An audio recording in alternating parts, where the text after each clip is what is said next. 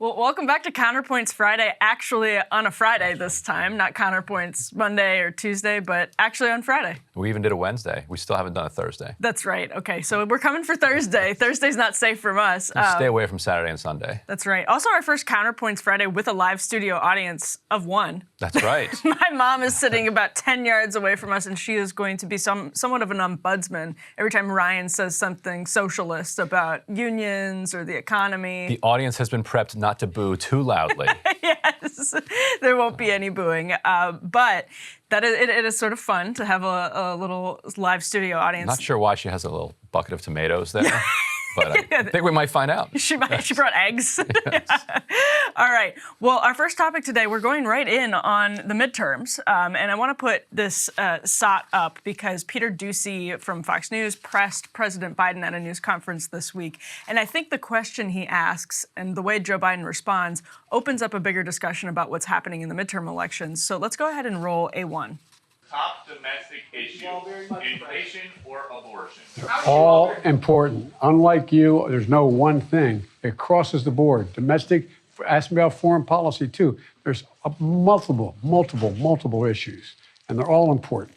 And we ought to be able to walk and chew gum at the same time. You know that old expression. Thank you. All right, Ryan, can they walk and chew gum at the same time? There's been a lot of chatter in the Beltway press over the last couple of weeks about whether Democrats have sort of handicapped themselves by focusing so much on the abortion issue because they felt they had the wind at their backs after the Dobbs ruling, that this was going to help them eat away at what was going to be a really positive turnout for Republicans in the fall with a bad economy.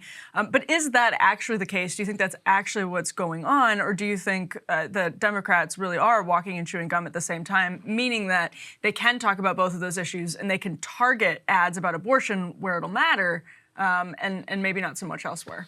I mean, I think Biden is right in the sense that people contain multitudes. Right. Like the idea that you have to choose between all of the different things that you care about. Like, well, I care about inflation, therefore I don't care about abortion. Or, hey, I care about abortion rights, pro or con, therefore I don't care about inflation. It's a question of salience, and it's a question of what moves people.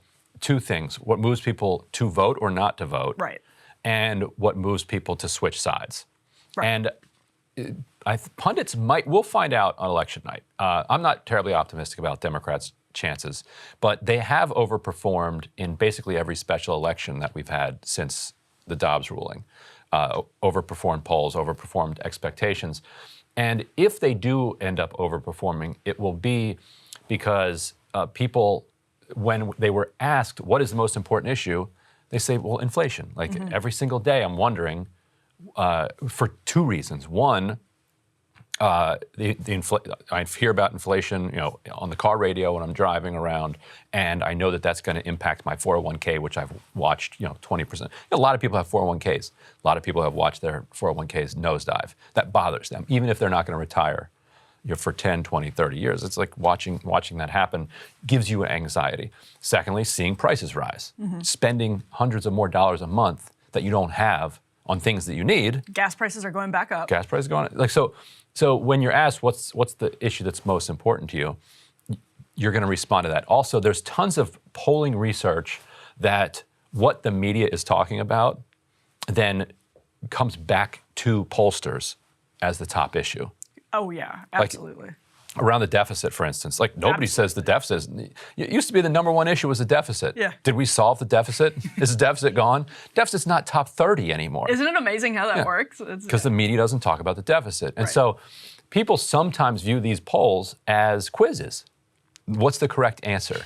Well, I hear all the time about inflation, so therefore the correct answer to your question that you're asking me, I'm smart, it's inflation. Well, it's also just the conditioning, right? If you sort of exist in the media ecosystem, as all of us do now, like you can't really tune it out. If you have social media, whatever, you're being bombarded with it, and that sort of conditions, that is the conditioning. I don't think people need to be conditioned in this case to worry immensely about inflation. Same with abortion, and that's where the wild card could come in, because you could have a sizable number of people who are not a majority. It's not going to turn up to be the number one issue, but so many people are going to vote on that issue that might throw off these polls. Is the point? Because even if it's only 10%, like boom, that flips the apple cart of all all the punditry. Well, so that actually also explains the way the parties are spending, because we talked about this earlier in the week. Midterm elections are largely about turnout. So if you are a party consultant and you're engineering election strategies in Ohio, Pennsylvania, wherever it is, Nevada perhaps, you're saying, how do I make sure every Democratic voter actually goes out and pulls the lever for a Democrat? And then it's also your job to bring in independents to the polls. And this is from an Axios report. It's from the Wesleyan Media Project. A university-backed political ad research group finds that the top issue mentioned in ads in Senate races across broadcast TV nationally from September 19th through October 2nd was abortion. And you can see where in the aggregate, if you're asking Joe Biden, can you walk and chew gum at the same time? The real question there are Democrats focusing on abortion to the detriment of inflation? And that is absolutely a real question. But if they're doing it smartly, and if Republicans are doing it smartly, and when Republicans run ads, this isn't just about Dem spending, this is also about Republican spending. If Republicans are doing it correctly, it's also as a motivating factor, saying Mark Kelly supports no restrictions on abortion. If that's the Republican line, that's what you want to be doing, not sort of blocking and tackling. Yeah. Last night I watched the Jim Bognet, Matt Cartwright debate. Is in Northeast Pennsylvania. Fun night in the Grimm house. Yeah. I mean, it's my favorite congressional race. Maybe we can talk about it more next week. Matt Cartwright is an old school populist Democrat, and watching him kind of parry the inflation blows from Bognet was what people on the left would love to see every Democrat do. He would just hit him back. He's like, look, and he even used the line that you hear on this show and elsewhere when Bognet would talk about Drag Queen Story Hour. Right. And he'd be like, look, here this guy goes with the culture war stuff again, just to try to distract you from the fact that his big donors are making record profits and profiteering and driving up prices. Which was kind of how that Katie Porter video went viral this week. Did you see the Katie Porter video talking about, okay, so and again, that's true. We're going to talk a little bit about, in my monologue actually, about culture war and versus kind of economic issues, and how, in my opinion, they're often overlapping more than people realize. But to your point, it's incredible how Democrats don't pick up on the messaging of Cartwright. Like, why the National Party doesn't do that? Is it because he's actually their vice chair for messaging or something, but they're still not listening to him? Yeah. But they really aren't running like that. Right. Is it because they're a cozy new relationship with the Chamber of Commerce? I shouldn't say new. It's not entirely new. I mean, a lot of them don't want to offend their own donors, I guess. Right. Yeah. Well, or they're running in suburban districts maybe, where they don't want to be accused of being socialists or something like that. Something. So it's not working. So let's pull up A2 here, which is so 538 flagged on Twitter yesterday that Republicans, after trailing for a very, very long time in the generic congressional ballot, ticked up by 0.1%. So they're now up by 0.1% in the generic ballot. That is obviously not statistically significant, but the direction is significant. Like they have been trending upwards. Democrats have been trending downwards. As we get closer to the election, and actually ballots are already out, so we're in the midst of the election. Typically, the president's party starts to lose momentum heading into the people that are still on the fence at this point oftentimes swing over towards Republicans, and the polling is so bad that it's really hard to know. If you are either party at this point, if you're Republicans, you want to be up a couple points because Democrats had overperformed in all of these recent races. Although you have a gerrymandering, and geographical structural advantage where if there's a flat 50-50 vote, Republicans win the House. Right. If you're Democrats, though, you look at all of the polling misses in Wisconsin and Pennsylvania, Michigan, Ohio, all over the country, you're like, we need a much bigger margin than we have right here. Right. Well, and they're up like 3.4 in the aggregate, the RCP aggregate as well, 3.4 points. And that's it. It wasn't always that way. The trend is going higher as the last couple of weeks. The gap is getting higher as the last couple of weeks. And yeah, it's partially that. It's also partially where the money has gone.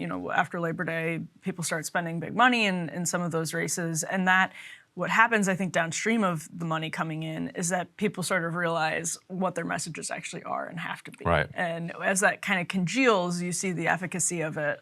And gas prices are not helping Democrats right now at all. Obviously, inflation is a broader issue, but I think specifically gas prices went down a little bit. And that when the when the generic ballot was a little bit tighter, gas prices were a little bit lower. And so all of that sort of drives people in different directions. And to the point I was making earlier about inflation and being a concern relative to the markets, too, let's put up A3 here, which is you're getting signals from the Federal Reserve that they're not happy that their raising of interest rates has seemingly had so little effect on inflation. And so they're signaling that in their next several meetings, they're going to continue raising interest rates. They're going to until they push it well over 4%, and then they're going to leave it there for most of the rest of the year. And this actually goes back to the conversation that we were having with Matt Stoller and Dave Dayen, but I guess 2 weeks ago now, where Dave Dayen was making the argument that, okay, if it was true that raising rates was actually going to deal with the drivers of inflation, then okay, then let's have that conversation. If this tightening was going to do that in some way other than just massively ratcheting up unemployment, let's think about it. I think what we're seeing so far is evidence that Dayen is correct at this point, that the drivers of inflation are not the things that you can manipulate with tightening or loosening Fed policy. If it's supply chain driven, if it's drought driven, if it's driven by the war, if it's driven by sanctions on Russia, if it's driven by OPEC cutting the amount of oil that it's producing, the Federal Reserve monkeying around with its Fed funds rates isn't going to affect any of that stuff other than savagely depressing the economy and throwing so many people out of work that eventually, as a knock-on effect, those prices come down. And so what you're seeing here is that they're like, well, I guess we're just going to have to keep doing it.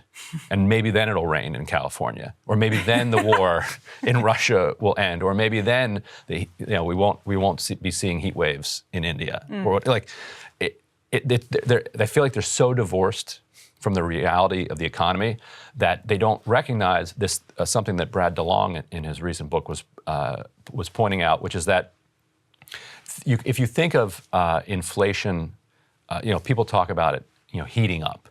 If you think, or a fever, like if you think of the purpose of a fever, like a fever, and and this is kind of the new medicine that the pediatricians have been telling us. Like if the fever's below like 101, 100 or so, let it run, because the fever has a purpose. Rub some dirt in it. Yeah, rub some dirt in it. You let it run for as long. If it gets higher, then you need to seek like serious intervention. But if it's running at 100, 101, there's a reason the body's doing that. The body is heating itself up so that the heat then, is an immunoresponse and pushes down whatever the problem was and beats it. So if as soon as you see a little tiny spike in a fever, you take Advil, then that allows the virus to just, oh, sweet, no immune response. I can just rock and roll here for a while. You'll feel better. And so inflation is a signal to the economy that something's off. In the early part of the pandemic, the inflation was a signal that the supply chains were completely broken. So you can either then invest as a society and figure out a way to fix those supply chains and then bring that fever down, or you can just dump a bunch of Advil, which is saying, well, the problem is too many people are buying things, and people have money because they have jobs, so therefore we need to throw people out of work. So then when they don't have jobs, they won't be able to buy things, and then that will fix the supply chains. Except you didn't fix the supply chains. You still have your same supply chains, so that the next time then you have economic growth again, you're going to have another supply chain crisis because you never fixed it. That's our entire economy. It's like Band-Aids over Band-Aids over Band-Aids that are often crony Band-Aids, but it's just like Band-Aids layered on top of other Band-Aids, and that's why when people say we have this like wonderful free market system, and I'm talking about people on the right, no, right. We have a wonderful free market system, but for cronies. But the other thing I was going to say to that point is, in this case, it is somewhat complicated by the reality that to invest in those fixes, the spending can be inflationary too. And so it's just a kind of a lose-lose. you're between a rock and a hard place, basically. Cable news is ripping us apart, dividing the country, making it impossible to function as a society, and making it impossible to know just what is true and what is false. But the good news is they are failing and they know it. That is why we're building something new, a new mainstream, a healthier one, something more trustworthy, something that we are going to need in one of the most pivotal times in American history. We are building up here for the midterms, for the upcoming presidential election, but we need your help. So if you can help us out by becoming a premium member today at breakingpoints.com, we're trying to change America for the better and the entire world. So what are you waiting for, guys? Go to breakingpoints.com and sign up and help us build a new mainstream.